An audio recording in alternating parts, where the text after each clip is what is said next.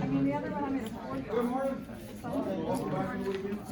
Housekeeping, yes, the 3D one is not working. I think chapter 9 is though, is that correct? Yes. Yeah, so, good, that's going the 3D. I'll have to do some setup on that. For some reason, my, question that I had there, or examples that I had there are gone. And so that takes setup, and so I'll have to reset that up. Does that make sense? Usually they just bring in my course from last time, and for some reason it didn't catch that. So I'll go back and see what I've done in the past. Or I may just remove that too, at least for a temporary time. Is that okay? Just let you know that. Quiz, let's do a quiz next Wednesday. What's the date next Wednesday?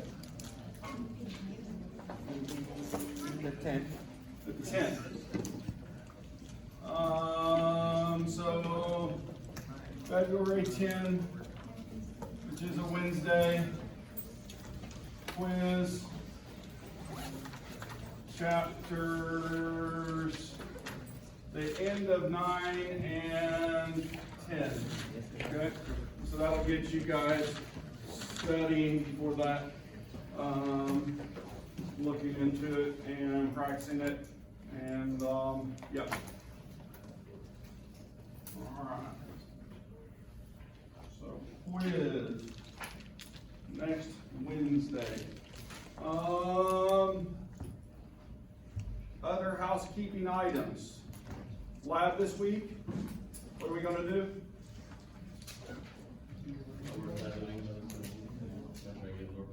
Do what? Measuring the absorbance of other positions. Yeah, we're gonna measure the absorbance. We're gonna make calibration curves again, okay? I've got one of my instruments is acting up. I ran it this last week.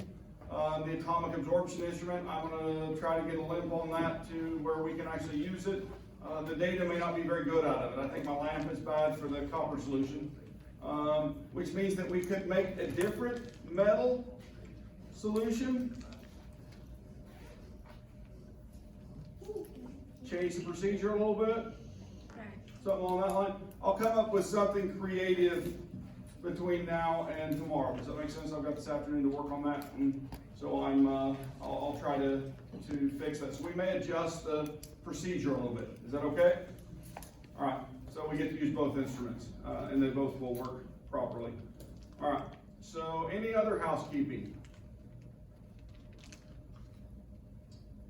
No. We're working on grading your first round of labs, and remember, if you go out on quarantine, then we'll try to send those to you. Jackie actually helped us put together a sheet for the first lab, the kinetics lab, and so on, and so we'll make those regularly. We're developing a library of all the labs, just like we did last semester. So just to let you know that we'll make sure that you get to participate in that way. And yeah, and then the lecture videos are still being posted. I tried to watch a piece of one the other day, and I just can't watch myself, so I'm not one of those people who wants to be the star. I'll just tell you that. That's not my personality. And I think that I have a very redneck, hickish accent on video, but maybe it's all the time. You just really don't hear it. Is it true? It's not bad. Not bad. It's not. Thank you for being blind. Anyway, I missed a question. This was, I think, about where we stopped last time, and I have a question on the bottom of the slide. That what would the manometer look like if the pressure on the inside of the ball, right, were equal to that of atmospheric pressure? It would be level, wouldn't it? The liquid that they're using to look at the pressure with would be even because there would be an equal push from the inside and from the outside, and that's the correct answer. Okay, so just a concept question, right?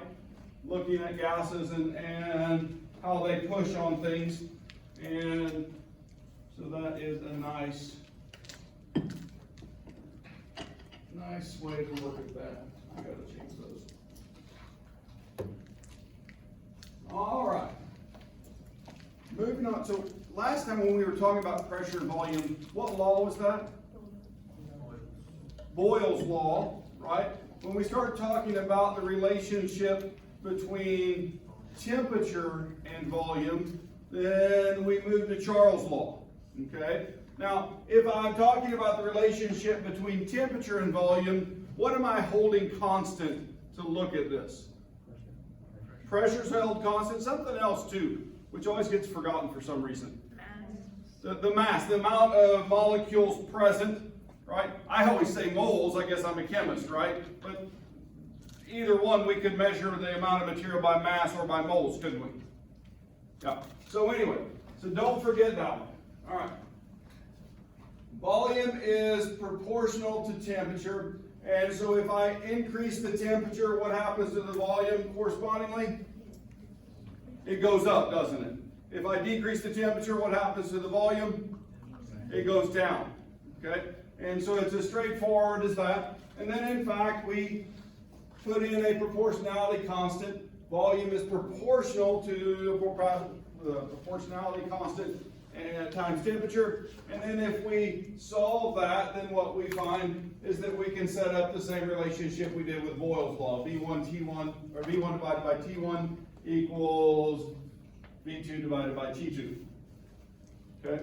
And these are useful relationships. Now, there are some things that you want to consider, and one of those would be temperature scale, right?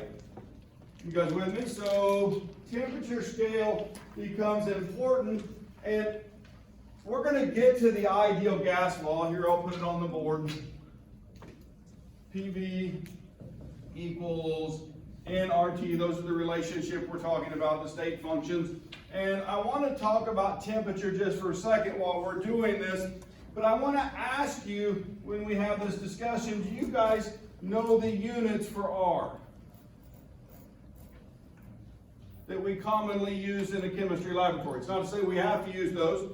The ones that we use for these types of calculations, R's units equals liters times atmosphere divided by mole times Kelvin. Okay? Now, when we're doing these calculations, what units do we need to be in? Kelvin. Okay, so the questions in the chemistry books and online are often given in what? Celsius. So be aware that you need to go to the absolute scale when you do these calculations. Cool? All right. So what's the conversion from Celsius to Kelvin? Add 273 degrees.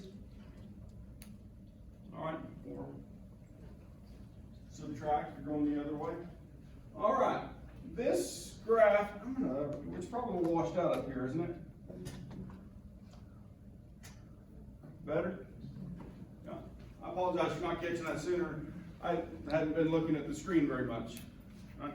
So if I'm looking at Charles' law, right, and a plot relationship, then what I find is that I have a couple gases that have been plotted, right, in that relationship. And so you have gas volume in milliliters, and you have temperatures in Celsius is what it's shown on the graph. Okay? And then they have extrapolated the lines from those two plots. And where do those end up? A theoretical place called absolute zero. In this case, on this, it is negative 273.15. The conversion, right, from Celsius to Kelvin. What happens at absolute zero? All motion stops. Nothing, right? Yeah, all motion stops. That's got to be a joke. Not one for everyone. So, all right. So that's something to do. Wait a minute, have you guys made this plot? Did we make it in lab? If you had lab with me last semester, or Mr. White that semester before, then you did this lab. You did the gas laws, and you did a Charles law plot with air, okay? And tried to predict absolute zero, right? How many people got 273? Negative 273? Nobody did, right? And it's not a perfect experiment. It's hard to hold everything constant, especially the number of moles in that relationship. So if I lose moles of gas during an experiment where I'm trying to look at a temperature volume relationship, what happens to my volume? I lose moles. It goes down, doesn't it? Okay? So that's one of the things we have trouble with. The other thing that we have trouble with in that is accounting for all of the volume. Okay? And that's difficult to do. And so anyway, you get all of the volume at the same temperature. So you have the tubing that's a lot cooler than the flask itself in that experiment. And so that really makes a difference in our prediction. So anyway, but volume is proportional to the number of moles. If I increase the number of moles, my volume goes up, right? As long as pressure and temperature are held constant, right?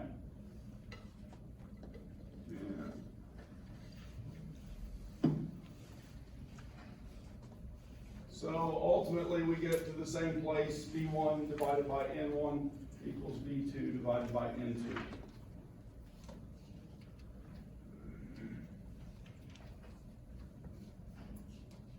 Now,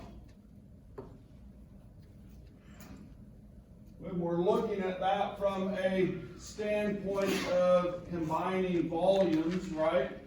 And if I have 50 milliliters of O2 and 100 milliliters of H2, and I react those and get 100 milliliters of H2O. Wait a minute. This is a reaction, isn't it? Can reactions change the volume? They can, all right? So I want you guys to be aware of that yes, if I increase the number of moles, the volume will go up. But if I decrease the number of moles of gas, what happens to the volume? Through reaction. It goes down, doesn't it? Okay?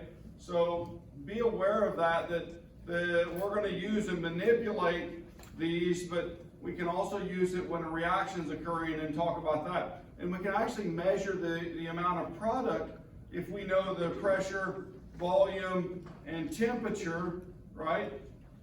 We can calculate the number of moles of gas that's present. You guys catch that? Yeah, and so that we can manipulate this to look at reactions. I literally used these relationships when I was in graduate school. And it was on the advice of my research advisor.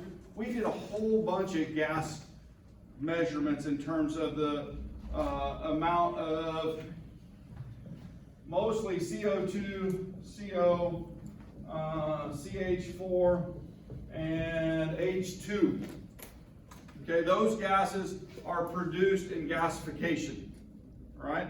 And so we were doing gasification reactions, and we would capture the gas, and we would want to look at the profile, because there's actually thermodynamic tables you can look at, and which can help reflect the temperature of the gasification process.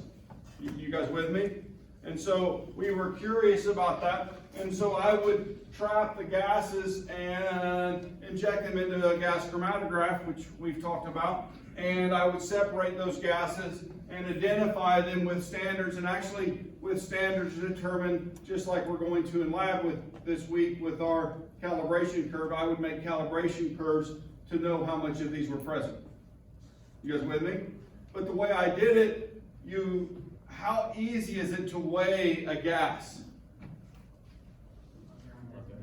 Not very easy, especially in small volumes like that. And so what I would do is I had a large gas-tight syringe, and I would make my calibration curves with varying amounts of each of these. And so I would put in the first batch 100 milliliters of this, 50 milliliters, 25 milliliters, and 10 milliliters. Ultimately, to get to the same volume every time. And so then I would change those proportions for each standard curve, right? And so the next time, this one would be the 100. You guys with me?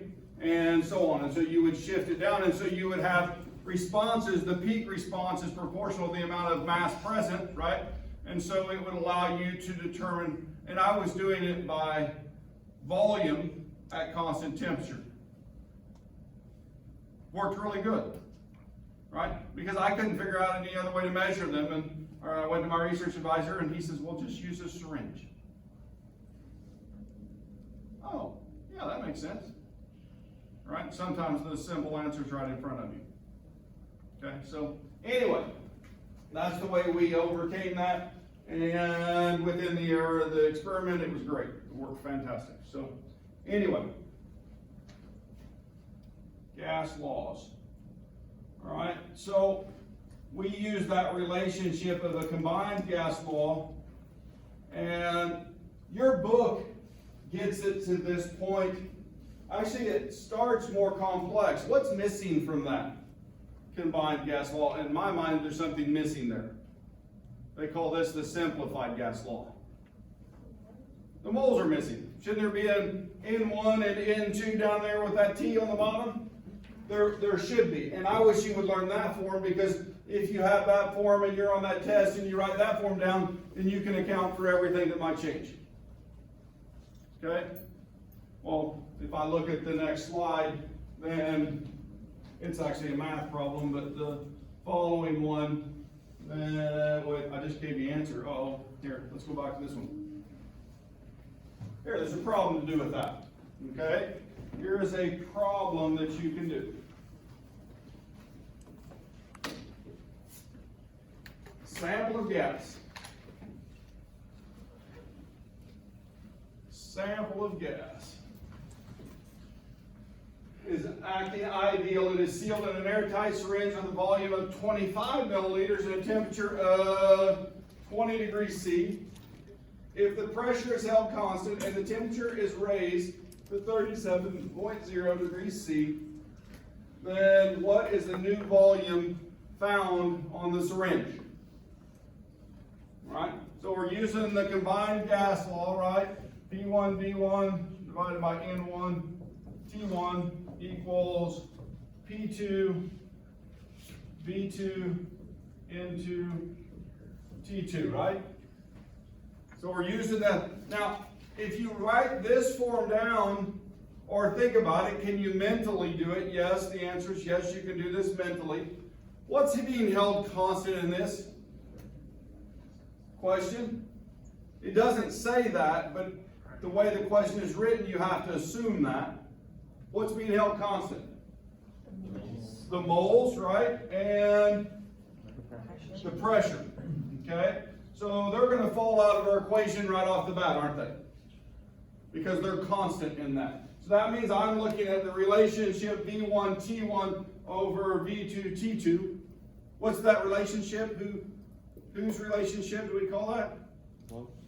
Charles' law, right? So that came from Charles' law, even though we're using the ideal or the combined equation. And so anyway, what do I do now? Do I just plug in and solve? Absolutely. You guys already done with it? Yeah, you should be, but 25 milliliters, 25 divided by 20 degrees C, is that right? 20.0 times, well, I'm going to multiply both sides by T2, right? And so that's going to cancel over there to get to my V2, so then times 37.0 degrees C. Wait a minute, have I done something wrong? Don't you be. I gotta be in Kelvin, don't I? So what am I gonna do?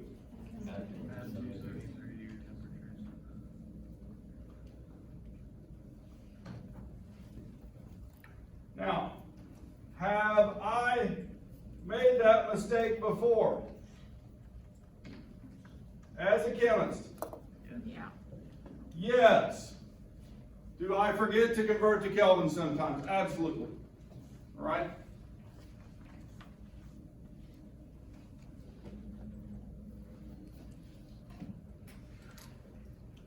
If I convert to Kelvin, then what's that answer at this point? 26.45 milliliters. Which really 26.5 would be the right sig figs. Yeah. So,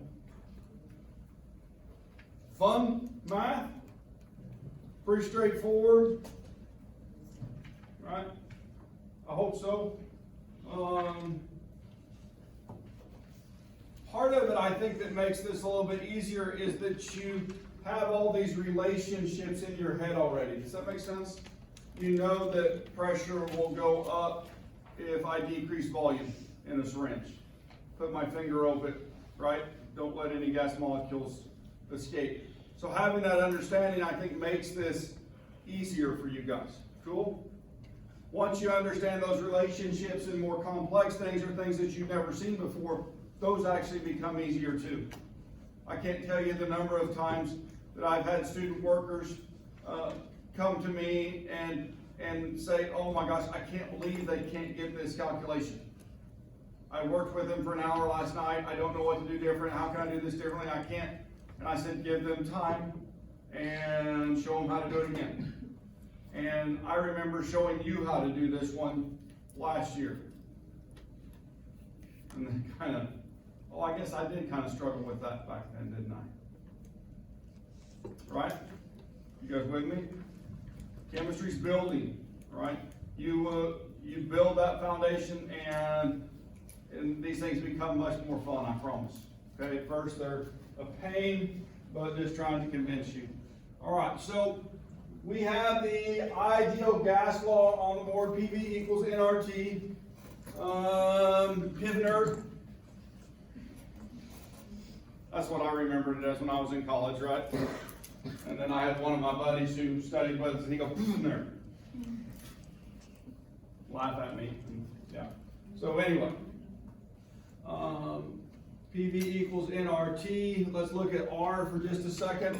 The one we use most of the time for these calculations with gases is the first one, 0.0826 or 06 liters atmosphere per mole Kelvin. That's the one that we will commonly use for this, right? We could use it, the one below it, in torr. All that is it's a unit conversion, right, to the new pressure units. And torr liter, mole Kelvin.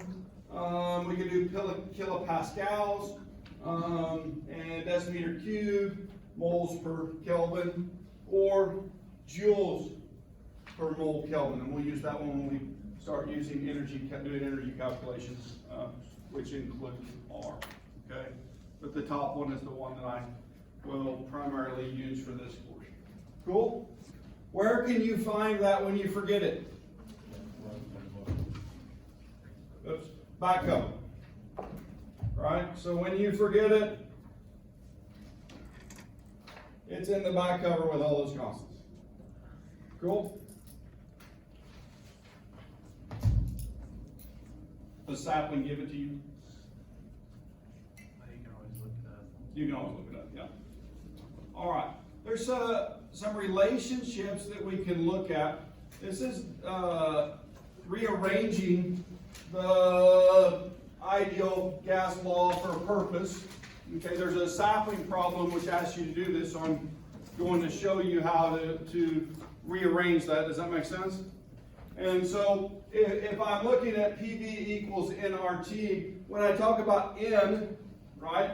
When I talk about N, we're talking about the number of moles of that material that's present. And if we do that in a relationship of grams per mole, and then we mathematically solve for moles, okay, grams and gram per mole, then if we solve for moles, then what we find, if we take those grams and divide by volume, what do we have? What are those units? Mass per unit volume. What do we call that? There's a name for it.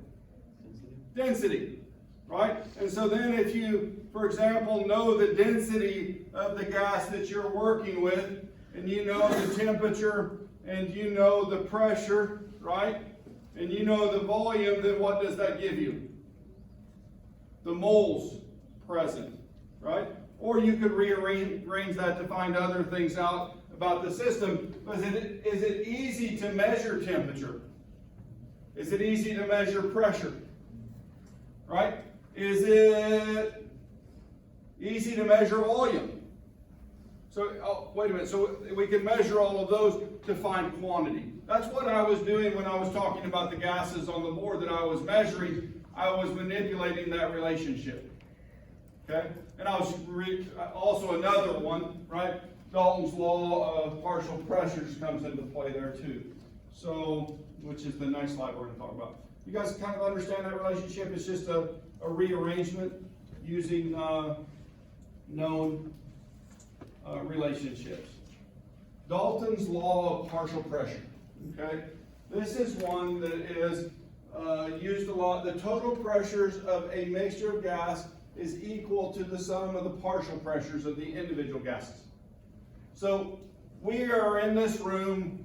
The room air pressure is probably slightly under 1 atmosphere. Why is it under 1 atmosphere? Are we below sea level? Are we above sea level? Would be the question. We're above sea level. The higher you go in altitude, we're 900 feet above sea level. So we'd be usually slightly under that. And as the higher you go, the less pressure there is. And so I have a question: which gas is pushing down on me the most? Which one is providing most of that 1 atmosphere of pressure? Nitrogen. Nitrogen, right? It's providing, well, about 80% of the pressure in the room. You guys with me? What's causing about 20%? Oxygen, right? And so anyway, the total pressure is the sum of the individual pressures, all right, or partial pressures. And so that relationship, the pressure total is equal to the summation of each of the partial pressures. Yeah. Partial pressures.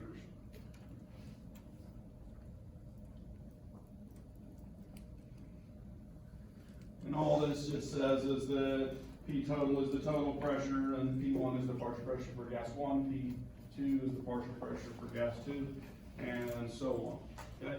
An example of Dalton's law of partial pressure is in this cartoon. And so if we're looking at the gas nitrogen there, in this case is put into the system, there is 0.0100 mole of N2. Right? If I look at the pressure, it's 186 millimeters of mercury. Okay, when I put it in that volume, a 1 liter flask. And if I put a 0.005 moles of oxygen in a flask of the same size, then it provides 93 millimeters of mercury. You guys with me? So when I put them together, right, in the same volume, combine them, then I can add the two pressures together, add 186 plus 93. And what do you get? 279. Yep. Does the voltage determine the amount of space that is taken up as it's like, or like when you measure the amount of millimeters of mercury it displaces, does the voltage affect that? The number of moles? Yes. If I went to, well, let's say I go to 0.0100 moles of O2. Can anybody tell me what the pressure would be if it's acting ideally?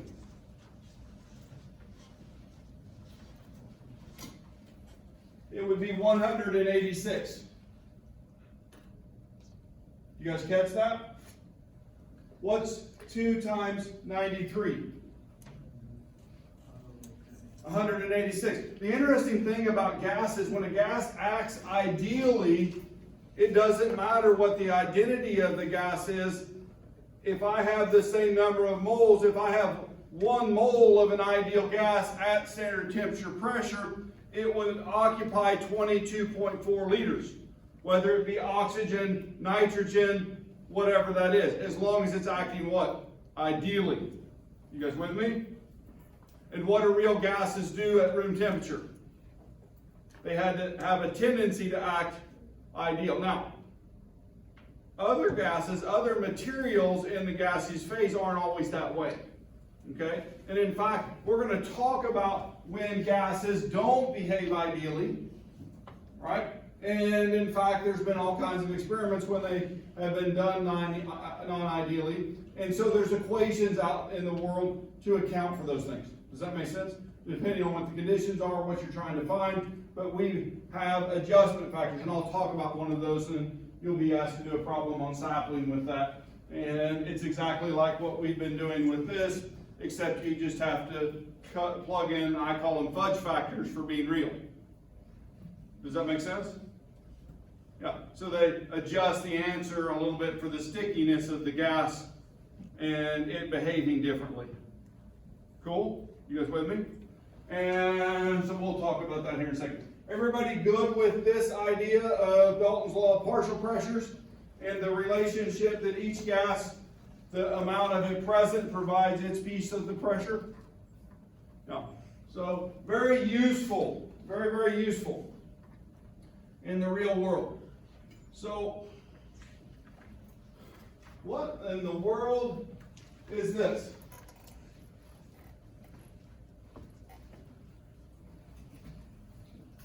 It's a tube filled with water. I would place a piece of paper over it or something along that line, cardboard, and then you take that and flip it over, drop it into a bath. Wait a minute, and it's just like the Torsidian barometer, isn't it? Okay, you guys with me? And in fact, some of this will pull down. You'll have a vacuum space at the top initially, right? And then I can do an experiment and I can run a tube over from my experiment. And in fact, I did this literal technique in graduate school to collect gases. Wasn't the only one I used, but it was one of them. You guys with me? So you're doing your reaction. While you're doing your reaction, that gas is bubbling in here. It displaces the water, pushes it down. You guys with me? And so then you fill that container with gas. Now, you have to be aware that in addition to the gas you're collecting, you're also what? Having water vapor in your gas. And two, if the gas you are collecting is reactive or soluble in water, then you'll lose some to the water. You guys with me? And maybe in a non-proportional fashion to what you're trying to collect. So you have to consider those kinds of things. Does that make sense? Yeah. So, but this is a wonderful way to do that. And so the pressure in that tube equals the pressure of the gas plus the pressure of the H2O.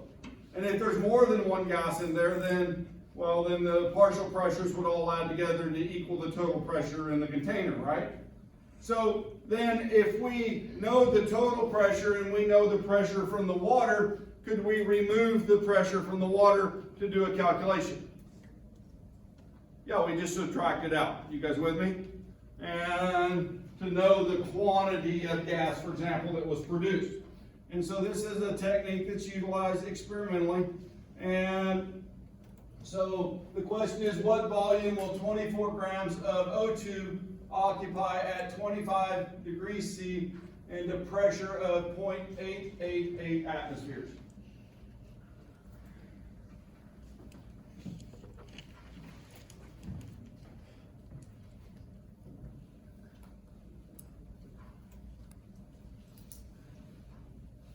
What are you using right now?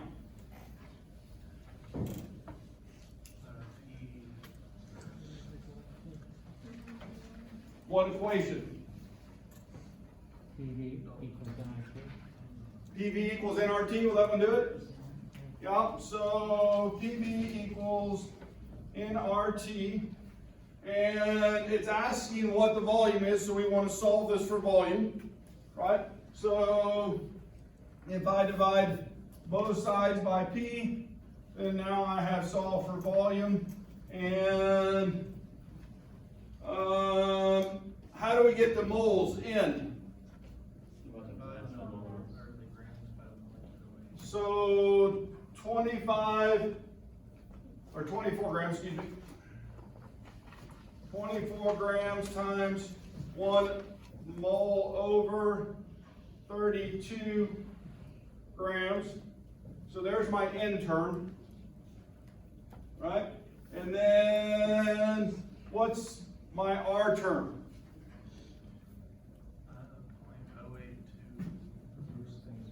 0.08206, is that right? Liters times atmosphere per mole Kelvin. All right, and the temperature is 270 or 298. Yep.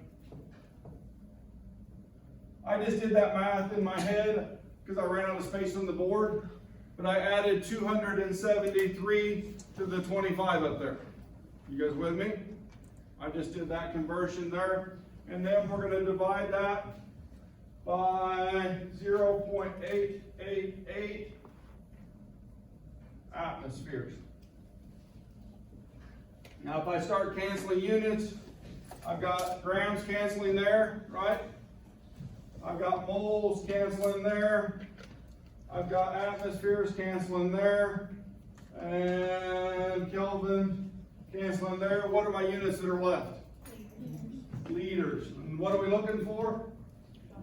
Volume. That's a good thing, isn't it? Yeah. So then I would mathematically evaluate that. You guys got it done? I'll give you a minute. See if you can get there. Practice your algebra.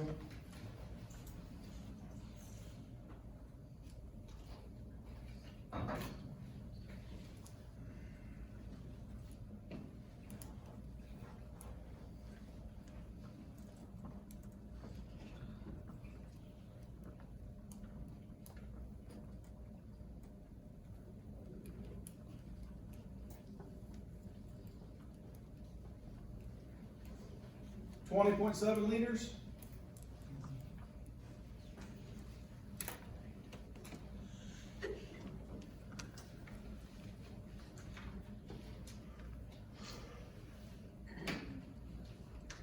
A few people are still calculating, I'll let you. Yep. Would that be correct, sig fig, since the temperature is given in 2? You know, it wouldn't be. So it would be 2 sig figs on that. Yep, that's correct. I need to add a .0 behind that, don't I? Because I don't know, since we converted to Kelvin, the number would be 3, but the original was, I don't know if that mattered or not.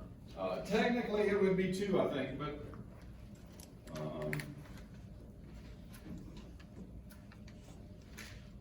but the intention would be to go to 3 there. Sometimes, you know, it's an imperfect professor who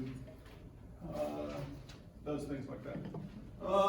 Student generates oxygen gas and collects it over water if the volume of the gas is 245 milliliters and the barometric pressure is 756 torr at 25 degrees C. What is the volume of the dry oxygen at standard temperature pressure?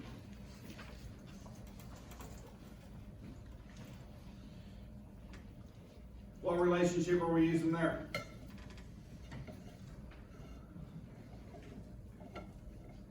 Dalton's law of partial pressure. The total pressure is equal to the sum of the air plus the water,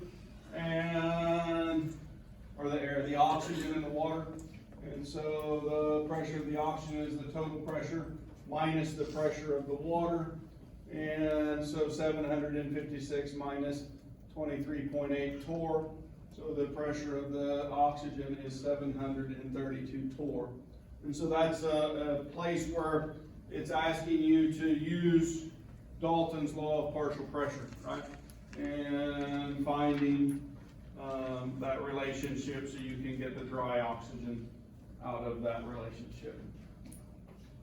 So now to continue this calculation, right, you need a ideal gas standard temperature pressure And I want you to know that this is confusing. All right? In the real world, and you will have teachers tell you something that's incorrect because there's one that was accepted for a long time and used, but the STP by IUPAC, which is the governing body for scientific notation and units, and they say are at pressure, or the ideal standard temperature pressure as 273.15 Kelvin. Wait a minute, what temperature is that? Absolute zero. No, no, 0 degrees Celsius. it's the freezing point of water, isn't it? You guys catch that? It's at 0 degrees Celsius, and that's what they say is the standard temperature.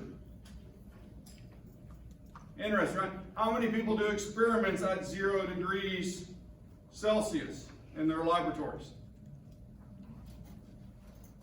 Well, some people do, but not many of us, right? Because that's a little bit chilly. You'd be working in a cold room, unless you're up in Alaska, or, yeah, wherever that might be, okay?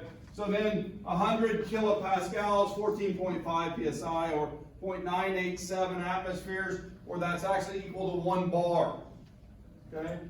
So, but kilopascals is the IUPAC unit. Here in the US, we don't use IUPAC unit for pressure very often, okay? Interesting, but we don't. What we commonly use is 25 degrees C, okay, which is closer to room temperature, isn't it? Now, anymore, we have these wonderful air-conditioned buildings and everything else, and our heating and cooling seems to actually be working in our building. This is amazing, guys. Loving it, right? But 25 degrees C to 98 Kelvin is the temperature. Pressure is 100 kilopascals, or 0.987. We also have a tendency to use 1 atmosphere. Okay, isn't that close to 1 atmosphere, 0.987?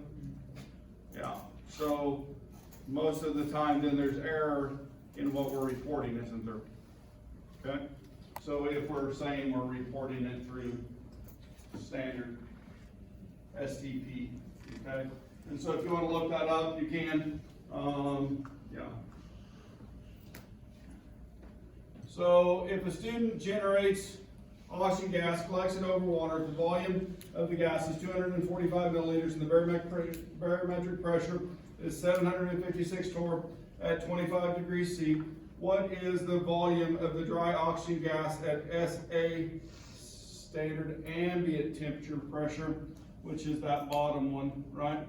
Standard ambient temperature and pressure, so that's the one that we're going to use. And so we had already done the first part of this and found that the pressure from the oxygen itself was 732 torr.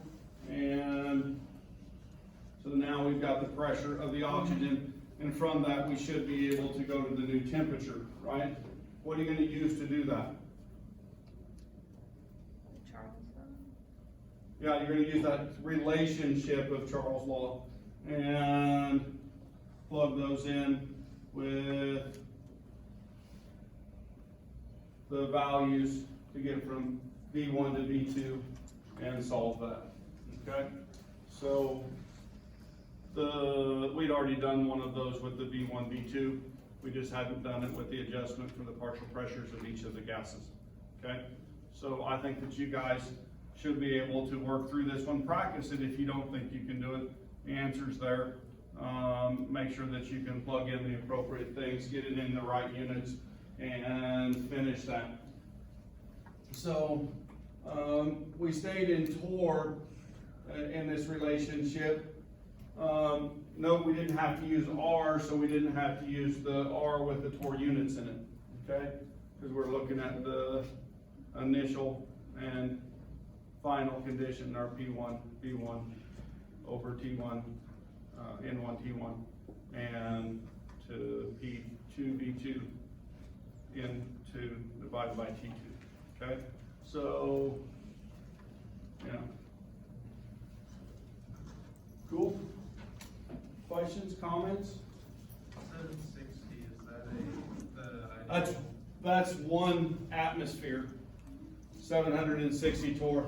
Technically, in both of those, you noted that, and this was solved by your textbook, that it's actually not 760 torr, slightly less than that, to be 1 bar or the 100 kilopascals, okay?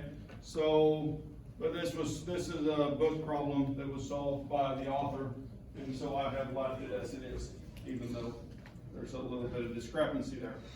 Yeah. And I think that the question originally said STP, and then there's an argument on how to solve that. Okay, cool? All right. I was about to run out of time. I think that the final answer on this is 217 milliliters. I guess I should have shown that. And next time we'll talk about real gases, all right? Real gases have a volume at absolute zero, even though theoretically they do not have a volume. Okay?